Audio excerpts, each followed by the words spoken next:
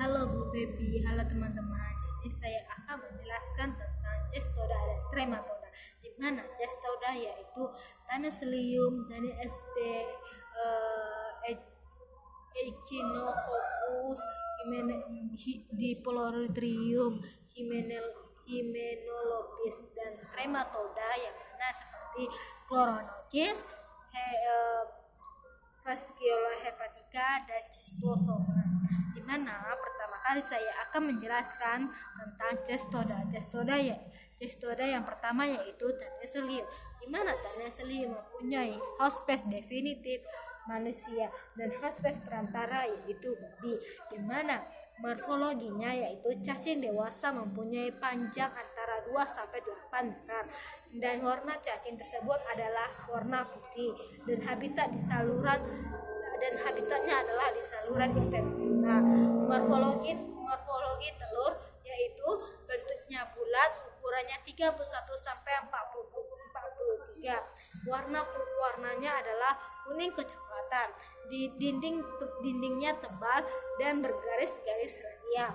Di mana di dalam telurnya mempunyai 6 buah kait dan berisi embrio ekstrakat. Larva infektifnya yang ciri-cirinya yaitu hidup parasit dalam kapsul tipis pada jaringan otot hospes perantara. Bentuk seperti gelembung dan berisi air. Mempunyai ciri-cirinya yaitu yang pertama hidup parasit dalam kapsul tipis pada jaringan otot hospes perantara, dan yang kedua bentuk seperti gelembung dan berisi air.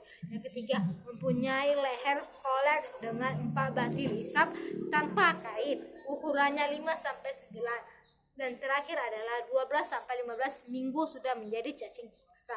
Di mana di dalam cacing ini mempunyai siklus hidup. Siklus hidupnya itu cacing ini berkembang biak secara seksual, akhirnya mengandung telur masa lepas. Telur yang terdapat di dalam rumput termakan oleh babi yang menetas keluar larvanya, menembus dinding usus babi dan siklus masuk ke jaringan otot, termakan oleh manusia, masuk ke dalam usus dan menjadi cacing dewasa. Diagnosisnya yaitu ditemukan telur dan prolaktin di dalam tinja, swab perineal terutama Tanis saginata. Yang kedua yaitu Tanis sp, di mana hospes definitifnya yaitu manusia dan hospes perantaranya yaitu babi. Morfologinya yaitu cacing dewasa, panjangnya antara 5 sampai 10 meter dan warna cacing tersebut adalah warna putih, habitat di saluran intestinal. Morfologi telurnya bentuknya bulat, ukurannya 30 sampai 40, dan warna telur ini adalah warna kuning kecoklatan. Dinding telur ini tebal dan berbentuk garis-garis radial. Di dalam tubuh manusia, cacing berkembang biak secara seksual. Prolaktin akhir mengandung telur masa lepas, dan yang kedua telur yang terdapat di dalam rumput termakan oleh sapi.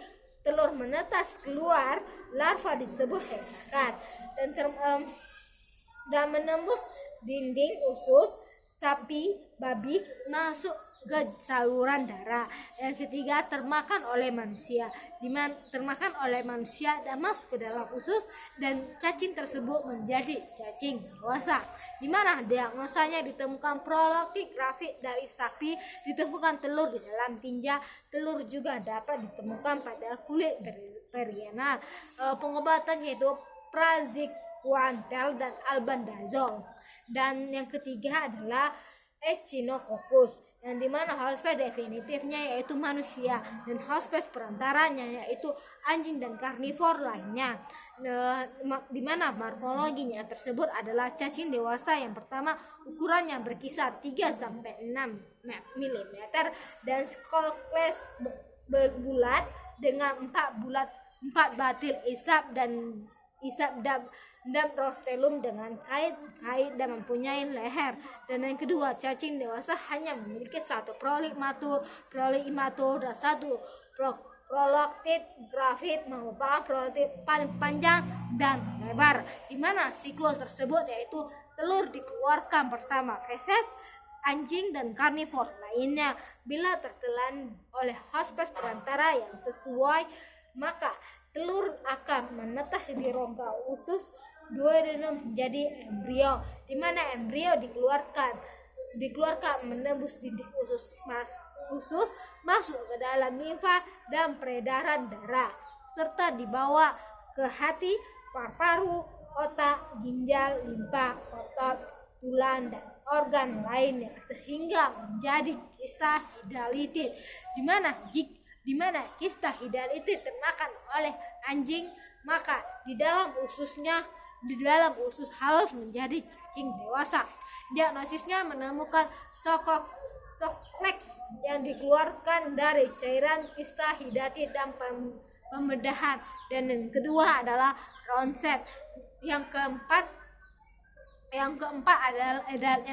adalah diphloritrium, yang dimana cacing diphloritrium ini adalah hospes definitifnya adalah manusia, dimana hospes perantaranya yang pertama yaitu Cyclopes dan Diaptomus, dan hospes perantara kedua adalah ikan air tawar, dimana morfologi bentuk dari cacing tersebut adalah berwarna kuning, ukurannya berkisar 3-10 mm, terdiri dari 3.000 sampai 4.000 prolaktin. Sokles lonjong seperti sendok tanpa 4 batil isap, tetapi mempunyai lekuk ventral dan dorsal, di mana cacing dewasa tersebut adalah usus halus terutama jejunum. Telur memiliki orifice lobe, di mana dikeluarkan melalui lubang uterus dan tidak berembrio pada saat dikeluarkan. Telur berembrio berada di dalam air.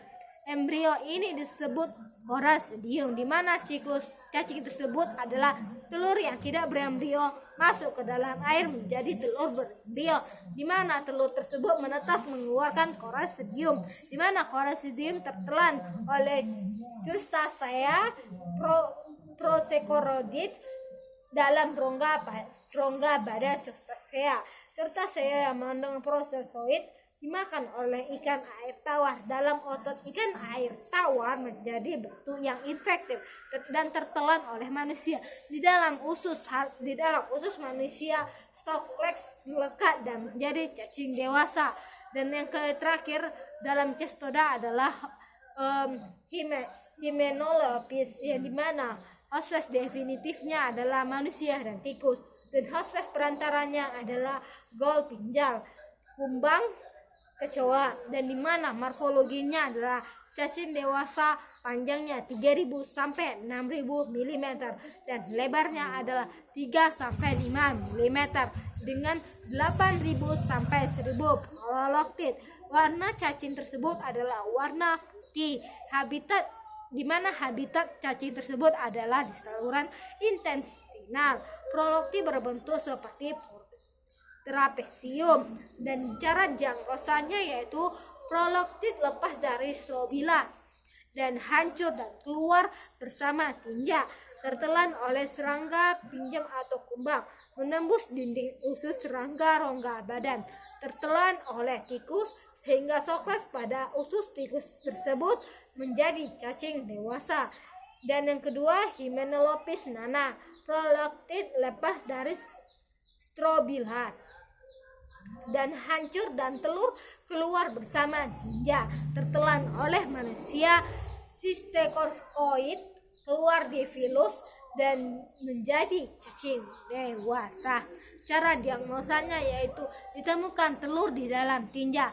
Yang kedua yaitu teknik konsentrasi dan pemeriksaan berulang dapat meningkatkan kemungkinan mendeteksi infeksi ringan. Yang kedua adalah chloronosis. Sekarang kita masuk ke kelas trematoda. Yang pertama itu chloronosis. Hospes definitifnya itu manusia, kucing, anjing, beruang kutub, dan babi. Dan hospes perantara yang pertama Keona siput. Hospes perantara kedua yaitu ikan mas. Morfologinya adalah bentuknya seperti bentuknya pipi seperti daun yang dimana ukurannya adalah 10 sampai 25 mm dikali 3 sampai 5 mm dan ditemukan di dalam saluran empedu atau dapat ditemukan pada saluran pankreas. Bentuk telurnya seperti bola, bentuknya oval seperti bola pijar dan berisi merisodium. Ditemukan dalam saluran empedu dan dikeluarkan menjadi feses, di mana telur tersebut ukurannya 30 sampai 60 mikron dan warna telur tersebut adalah kuning kecoklatan, di mana siklus hidupnya cacing dewasa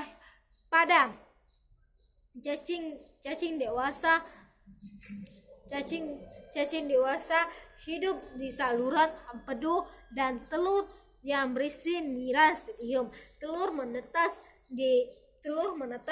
bila dimakan oleh keong air dan sebagai hospes perantara pertama merisodium, di mana keong air mencari hospes perantara kedua setelah menembus tubuh ikan air tawar, dan infeksi terjadi dengan cara memakan ikan yang kurang matang atau kurang masak, dan siklus hidup berlangsung selama 3 bulan, di mana diagnosisnya yaitu pemeriksaan feses manusia untuk menemukan telurnya, dan yang kedua adalah USG untuk melihat pembengkakan hatinya, dan terakhir adalah pencegahan dan pengendaliannya. Pencegahan dapat dilakukan dengan melakukan pemberantasan penyakit pada hewan membasmi keong air, dan yang kedua adalah Fasciola hepatica. Definitifnya yaitu binatang ternak manusia, dan hospes pertamanya yaitu keong atau siput. Tanaman air, yang hospes perantara kedua yaitu tanaman air, dan morfologinya itu bentuknya pipis seperti daun, ukurannya 20 sampai 30 mm kali 8 sampai 13 mm. Ujungnya anterior mempunyai tengkorak seperti kerucut, dan telurnya berbentuk oval, ukurannya 130 sampai 150 mikron dikali 60 sampai 50 mikron, di mana diagnosisnya pemeriksaan feses manusia untuk menemukan telur dengan metode sedimentasi, dan pencegahannya dapat dilakukan dengan melakukan pemberantasan penyakit pada